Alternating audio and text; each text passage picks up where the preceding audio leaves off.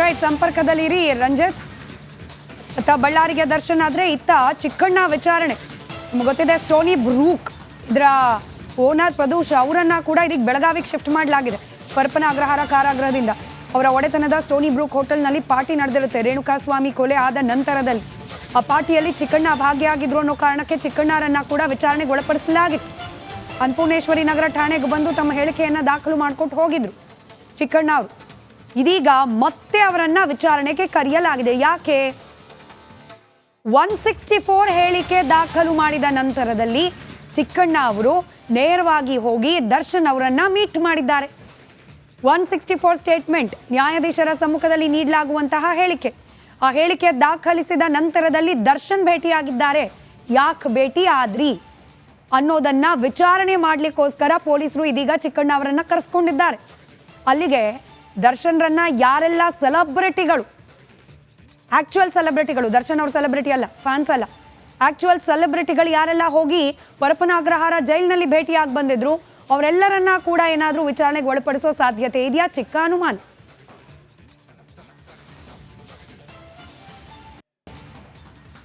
ದೃಶ್ಯದಲ್ಲಿ ಗಮನಿಸ್ತಾ ಇದ್ದೀರಿ, ರೇಣುಕಾಸ್ವಾಮಿ ಬರ್ಬರ ಹತ್ಯೆ ಪ್ರಕರಣದ ಆರೋಪಿ ಸಂಖ್ಯೆ 2 ದರ್ಶನ್ ಕೇಂದ್ರ ಕಾರಾಗೃಹ ಬಳ್ಳಾರಿಯ ಅತಿಥಿ.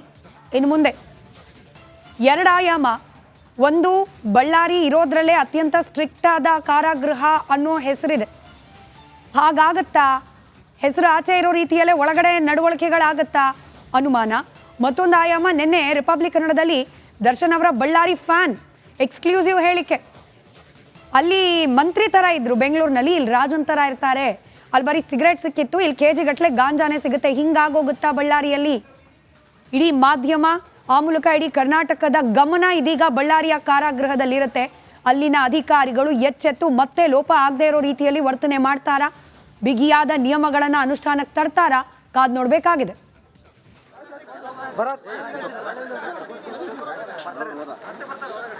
ಬಳ್ಳಾರಿಯ ಕಾರಾಗೃಹದ ಸುತ್ತಮುತ್ತ ದರ್ಶನ್ ಅಭಿಮಾನಿಗಳು ಬಂದು ಹುಚ್ಚಾಟ ಪ್ರದರ್ಶನ ಮಾಡಬಾರ್ದು, ಕಾನೂನು ಸುವ್ಯವಸ್ಥೆಗೆ ಧಕ್ಕೆ ಆಗಬಾರ್ದು ಅನ್ನೋ ಕಾರಣಕ್ಕೆ ಬಿಗಿಯಾದ ಪೊಲೀಸ್ ವ್ಯವಸ್ಥೆ.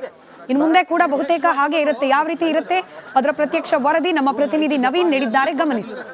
ಇದು ಅಂದರೆ ಮುಖ್ಯ ಟೌನ್ಗೆ ಬಂದರೆ ಈ ಒಂದು ರಸ್ತೆಯಲ್ಲಿ ಇನ್ನು ಎಲ್ಲಿ ನೋಡಿದ್ರು ಕೂಡ ಸಾಕಷ್ಟು ಸಂಖ್ಯೆಯಲ್ಲಿ ಇನ್ನೂ ಕೂಡ ಅವರ ಅಭಿಮಾನಿಗಳು ಮತ್ತು ಅವ್ರಿಗೆ ಒಂದು ಶಾಲೆಯ ಮಕ್ಕಳು ಕೂಡ ನೋಡ್ತಾ ಇರೋಂಥ ದೃಶ್ಯದಲ್ಲಿ ಮೇಲ್ಗಡೆ ಕಿಟಕಿಯಲ್ಲಿ ಇನ್ನೂ ಕೂಡ ದರ್ಶನ್ ಅವರು ಬರ್ತಾರೆ ಅನ್ನೋ ಒಂದು ನಿಟ್ಟಿನಲ್ಲಿ ಏನು ಜನ ಜಮಾಯಿಸಿದ್ರು. ಆ ಒಂದು ನಿಟ್ಟಿನಲ್ಲಿ ಸಾಕಷ್ಟು ಸಂಖ್ಯೆಯಲ್ಲಿ ಅಲ್ಲಿ ಅಭಿಮಾನಿಗಳು ಜಮಾಯಿಸಿ ಏನು ದರ್ಶನ್ ಜೈಲಿಗೆ ಹೋಗುವ ಸಂದರ್ಭದಲ್ಲಿ ಜೋರಾಗಿ ಕೂಗುತ್ತಾ ಡಿ ಬಾಸ್ ಅನ್ನೋ ಒಂದು ಜೈಕಾರವನ್ನು ಕೂಡ ಹಾಕಿರುವಂಥದ್ದು ಘಟನೆ ಕಂಡು ಬಂತು. ಒಟ್ಟಿನಲ್ಲಿ ಈ ಒಂದು ರೇಣುಕಾಸ್ವಾಮಿ ಕೊಲೆ ಪ್ರಕರಣದಲ್ಲಿ ಜೈಲಿಗೆ ಹೋದರೂ ಕೂಡ ದರ್ಶನ್ ಅವರ ಆ ಒಂದು ಅಭಿಮಾನಿಗಳ ಏನು ಖುಷಿ ಮತ್ತು ಹರ್ಷೋದ್ಗಾರ ಇವತ್ತು ಬಳ್ಳಾರಿ ಟೌನ್ನಲ್ಲಿ ಭಾರಿ ಜೋರಾಗಿರೋದನ್ನು ನಾವು ಕೂಡ ಕಂಡಿರುವಂಥದ್ದು. ಕ್ಯಾಮ್ರಾ ಪರ್ಸನ್ ತಾಜ್ ಜೊತೆ ನಾನು ನವೀನ್ ಚಂದ್ರ ಶೆಟ್ಟಿ, ರಿಪಬ್ಲಿಕ್ ಕನ್ನಡ, ಬಳ್ಳಾರಿ.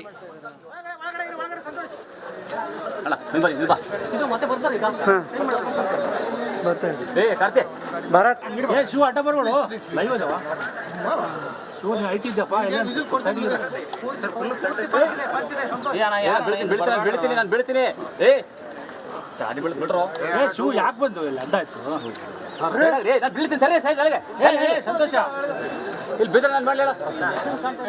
ದೃಶ್ಯದಲ್ಲಿ ಗಮನಿಸ್ತಾ ಇದ್ದೀರಿ, ಇದೀಗ ಬಳ್ಳಾರಿ ಸೆಂಟ್ರಲ್ ಜೈಲ್ನ ಒಳಗೆ ದರ್ಶನ್ ಒಂದಷ್ಟು ಫಾರ್ಮಲ್ ಪ್ರೊಸೀಜರ್ಗಳಿರುತ್ತೆ. ಮೆಡಿಕಲ್ ಟೆಸ್ಟ್, ವೈದ್ಯಕೀಯ ತಪಾಸಣೆ.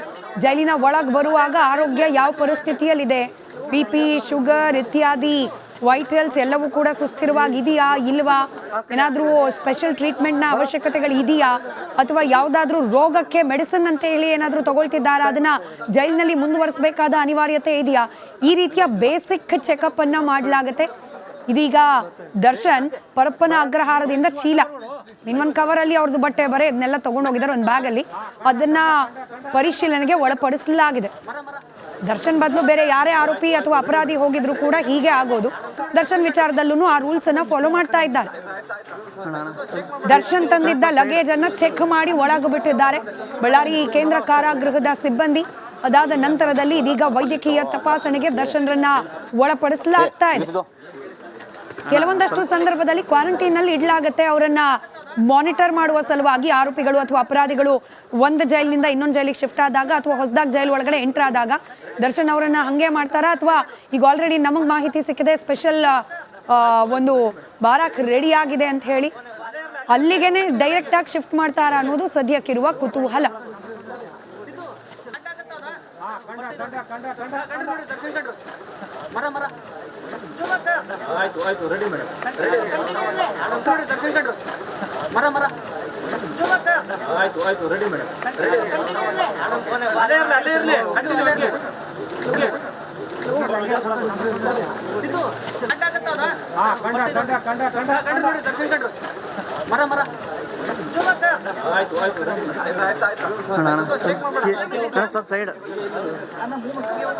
ರಿಪಬ್ಲಿಕ್ ಕನ್ನಡದ ಸ್ಕ್ರೀನ್ ನಲ್ಲಿ ನೀವು ಗಮನಿಸಿದ್ರೆ ಕೆಳಭಾಗದಲ್ಲಿ ನಾವು 3 ಪ್ರತ್ಯೇಕ ದೃಶ್ಯಗಳನ್ನ ತೋರಿಸ್ತಾ ಇದ್ವಿ. ಅದು ಬೆಂಗಳೂರಿನ ಪರಪ್ಪನ ಅಗ್ರಹಾರ ಕಾರಾಗೃಹದಿಂದ ಬಳ್ಳಾರಿವರೆಗೂ ತಲುಪುವ ಸಂದರ್ಭದಲ್ಲಿ ಅಲ್ಲಲ್ಲಿ ಕಂಡ ದೃಶ್ಯಗಳು.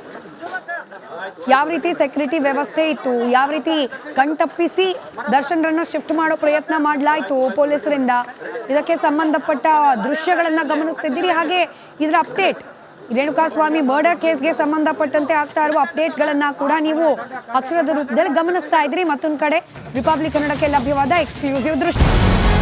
ನಮಸ್ಕಾರ, ಕರ್ನಾಟಕ ಪ್ರೈಮ್ ಟೈಮ್ಗೆ ಸ್ವಾಗತ. ನಾನು ಜಯಪ್ರಕಾಶ್ ಶೆಟ್ಟಿ. ಇಡೀ ಕರ್ನಾಡು ಇವತ್ತು ರೆಬೆಲ್ ಆಗಿ ನಿಂತಿದೆ. ಈ ಹಗರಣಗಳನ್ನು ಸದನದಲ್ಲಿ ಪ್ರಸ್ತಾಪ ಮಾಡಲು ಕೂಡ ಕಾಂಗ್ರೆಸ್ ಹಿಂದೇಟು ಹಾಕಿದ್ದೇಕೆ?